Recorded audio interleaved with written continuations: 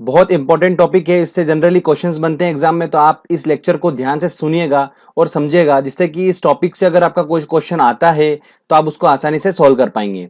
साथ ही साथ एक हम इंपॉर्टेंट क्वेश्चन आंसर टेस्ट भी लगाएंगे, जो कि प्रीवियसली जो एग्जाम में क्वेश्चन पूछे गए हैं उनको हम सॉल्व करेंगे। आज इस टॉपिक में जलोढ़ मिट्टी, काली मिट्टी, लाल मिट्टी, लेटराइट मिट्टी, जो कि बहुत ज्यादा इंपॉर्टेंट है, चारों मिट्टी, इनके बारे में हम अच्छे से स्टडी करेंगे। तो चलिए फ्रेंड्स, वीडियो को स्टार्ट करता हूं।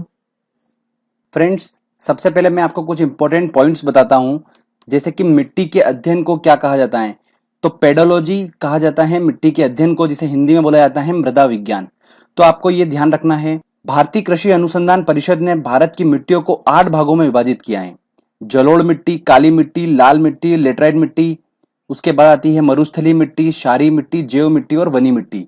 तो ध्यान रखिए दोस्तों, हमको जो अध्ययन करना है, जो स्टडी करना है, वो हम करेंगे जलोढ़ मिट्टी, काली मिट्टी, लाल मिट्टी और लेटराइट मिट्टी के बारे में, क्योंकि इन्हीं 4 मिट्टियों से क्वेश्चंस बनते हैं एग्जाम में। ओके फ्रेंड्स, तो चलिए हम एक एक करके सभी को समझते हैं अच्छे से। सबसे पहले हम बात करते हैं जलोढ़ मिट्टी की। फ्रेंड्स, जैसा कि आप देख पा रहे हैं कि जलोढ़ मिट्टी जो होती है वो भारत के लगभग 24% हिस्से पर पाई जाती है। मतलब सबसे ज्यादा अगर किसी क्षेत्र में भारत की कोई मिट्टी पाई जाती है तो वो है जलोढ़ मिट्टी। ध्यान रखिएगा, ये भारत की सर्वाधिक महत्वपूर्ण मिट्टी है।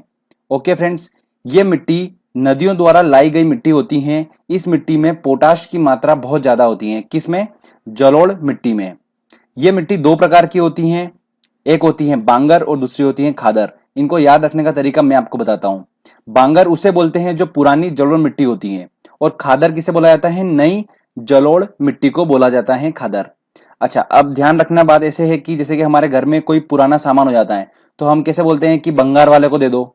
ठीक है, तो भंगार मतलब अपन कब यूज करते हैं वर्ड? जब पुराना हो जाता है सामान। तो उसी से आप ध्यान रखिए कि पुरानी जलोढ़ मिट्टी को क्या बोला जाता है? बांगर। ठीक है, भंगार बांगर वो हल्का हल्का मैच खा रहा है। ठीक है फ्रेंड्स, चलिए आगे पॉइंट की बात करते हैं। जलोढ़ मिट्टी जो होती है उसकी उर्वरता के दृष्टिकोण से अगर बात की जाए तो सबसे बढ़िया मिट्टी जो होती है वो होती है जलोढ़ मिट्टी होती है। ठीक है, इस मिट्टी में गेहूं, मक्का, दलहन आदि फसलें उगाई जाती हैं। मतलब कि जो अधिकतर यूज होने वाली मिट्टी है भारत देश में वो है जलोढ़ मिट्टी, जो कि बहुत ज्यादा इंपॉर्टेंट है। तो ये कुछ इंपॉर्टेंट पॉइंट्स मैंने आपको बताए हैं जो कि जिनसे क्वेश्चंस बनते हैं, आप इनको ध्यान रखिए। चलिए आगे हम बात करते हैं अब काली मिट्टी के बारे में। काली मिट्टी का निर्माण जो होता है वो कैसे होता है? बेसाल्ट चट्टानों के टूटने से एवं लावा प्रवाह से होता है काली मिट्टी का निर्माण। इसमें चूना, मैग्नीशियम, एल्यूमिनियम ये अधिक मात्रा में पाई जाती हैं काली मिट्टी में। इस मिट्टी का जो काला रंग होता है वो किसके कारण होता है? ये एग्जाम में जनरली पूछा जाता है, तो ध्यान रखिए। टिटेनिफेरस मैग्नेटाइट के कारण काली मिट्टी का जो रंग होता है वो काला होता है। उसके बाद हम बात करते हैं कि काली मिट्टी में कार्बनिक पदार्थ की अधिकता होती है।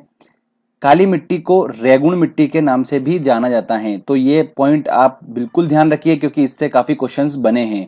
काली मिट्टी कपास की खेती के लिए सबसे ज्यादा उपयोग होती है, इसीलिए इसको क्या बोला जाता है? ब्लैक कॉटन सॉइल बोला जाता है। तो ये पॉइंट भी बहुत ज्यादा इंपॉर्टेंट है काली मिट्टी से रिलेटेड। काली मिट्टी सबसे ज्यादा कहां पर पाई जाती है? महाराष्ट्र में पाई जाती है। ओके फ्रेंड्स, तो ये कुछ इंपॉर्टेंट पॉइंट्स थे काली मिट्टी से रिलेटेड, तो आप इन सबको ध्यान रखिए।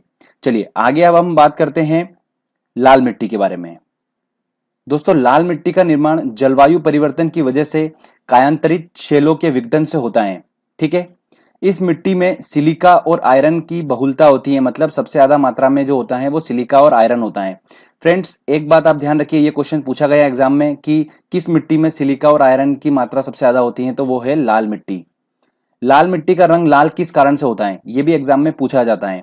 तो ध्यान रखिए, आयरन ऑक्साइड की वजह से ये लाल मिट्टी का रंग लाल होता है।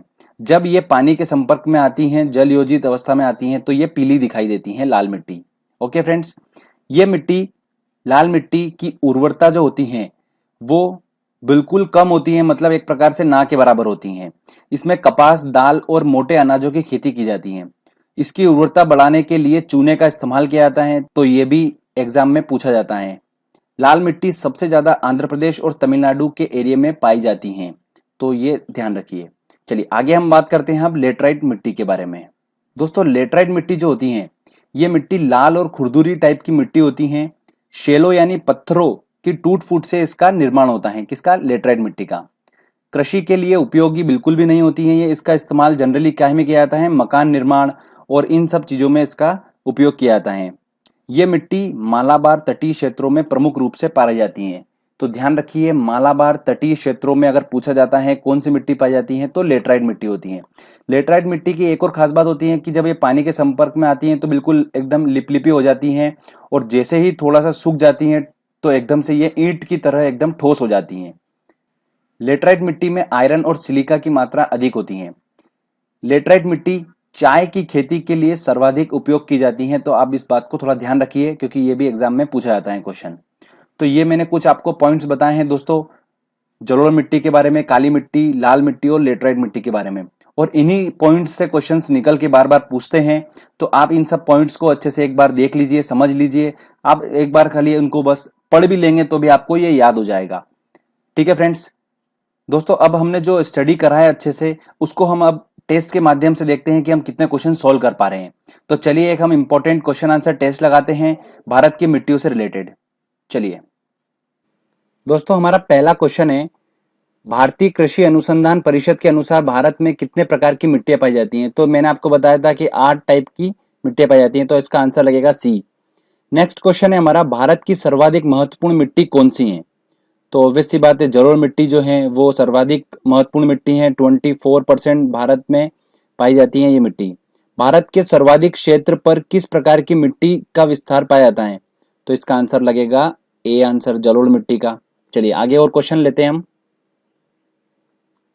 अगला क्वेश्चन है, नवीन जलोढ़ को कहा जाता है। देखिए, पुरानी अगर जलोढ़, दो टाइप की जलोढ़ मिट्टी होती है। पुराने वाले को क्या बोलते हैं हम, बांगर बोलते हैं, और नवीन वाली को मैंने आपको ट्रिक से बताया था, क्या बोलते हैं, खादर बोलते हैं। तो इसका आंसर लगेगा ए आंसर।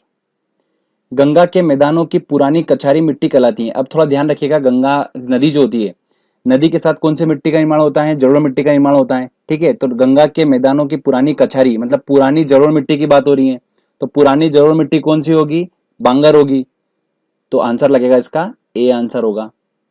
कपास की खेती के लिए सर्वोत्तम मिट्टी कौन सी है। तो कपास की खेती होती है काली मिट्टी में, तो इसका आंसर लगेगा ए आंसर। चलिए आगे और इंपॉर्टेंट क्वेश्चन देखते हैं हम। अगला क्वेश्चन है हमारा, लावा के प्रवाह से किस मिट्टी का निर्माण होता है। तो लावा के प्रवाह से होता है काली मिट्टी का निर्माण। बेसाल चट्टानों और लावा के प्रवाह से काली मिट्टी का निर्माण होता है। अगला क्वेश्चन है, धान की खेती के लिए आदर्श मिट्टी है, वो कौन सी मिट्टी होगी दोस्तों, जलोढ़ मिट्टी होगी। तो आंसर लगेगा इसका सी। लेटराइट मिट्टी महत्वपूर्ण रूप से पाई जाती हैं। लेटराइट मिट्टी जो होती हैं वो महत्वपूर्ण रूप से पाई जाती हैं, मैंने आपको बताया था मालाबार तटीय क्षेत्रों में। तो बहुत ज्यादा इंपॉर्टेंट क्वेश्चन है, इसको ध्यान रखिएगा। चलिए आगे और देखते हैं हम क्वेश्चन। किस मिट्टी का निर्माण बेसाल्ट चट्टानों के टूटने से होता है। देखिए मैंने अभी आपको बताया था, काली मिट्टी का निर्माण होता है बेसाल्ट चट्टानों के टूटने से। काली मिट्टी किस फसल की खेती के लिए सर्वाधिक उपयोगी है। तो कपास की खेती के लिए सर्वाधिक उपयोगी है। तो आंसर लगेगा इसका बी। रेगुर मिट्टी, रेगुर मिट्टी जो होती है उसे किसे कहा जाता है, काली मिट्टी को कहा जाता है। बहुत आईएमपी क्वेश्चन है, एग्जाम में पूछा जा सकता है, ध्यान रखिएगा। आगे और क्वेश्चन देखते हैं। किस प्रकार की मिट्टी में कार्बनिक पदार्थों की अधिकता होती है। तो कार्बनिक पदार्थों की अधिकता होती है काली मिट्टी के अंदर। तो इसका आंसर होगा बी। महाराष्ट्र में सबसे ज्यादा मात्रा में पाई जाने वाली मिट्टी कौन सी है, काली मिट्टी होती है। तो इसका आंसर लगेगा ए। तो इस तरीके से दोस्तों हमने टॉपिक को अच्छे से समझा और इस टेस्ट को भी हमने आसानी से सॉल्व कर लिया। फ्रेंड्स एक बात और इंपॉर्टेंट मैं आपको बता देना चाहता हूं कि लास्ट लेक्चर में मैंने आपको जो नेशनल हाईवे से रिलेटेड एक पॉइंट बताया था, उसको अपडेट करना चाहता हूं कि जो लॉन्गेस्ट नेशनल हाईवे है अपना, वो मैंने NH7 बताया था, वो अपडेट हो चुका है और हो चुका है NH44। तो आप थोड़ा सा उसको अपडेट कर लीजिएगा।